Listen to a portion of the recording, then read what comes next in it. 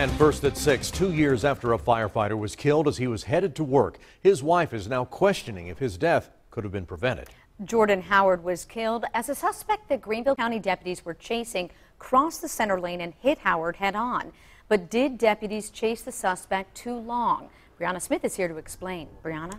Diane Howard's widow says the answer to that question is yes, and she's filing a lawsuit claiming a deputy continued to chase the suspect after he was told to stop. A stoned figure stands alone, watching over the house he used to protect. Lieutenant Jordan Howard, you are clear from your duties. A young father, husband, public servant. He was on his way to work to save other people, and he was killed. In September of 2015, Greenville County deputies pulled into this gas station in Travelers Rest when a man in a truck tried to run over the deputy. His life was definitely in danger.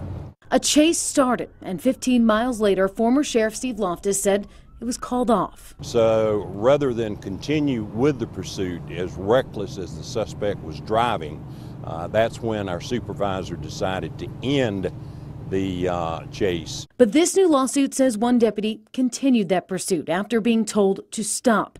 Just moments later, Jordan Howard would be hit head on. When the suspect crossed over into the oncoming lane and was refusing to stop, practically every vehicle that he was passing, coming in the ongoing direction, he was putting their lives at risk. The National Highway Traffic Safety Association says since 1979, at least 232 people have died in police chases in South Carolina.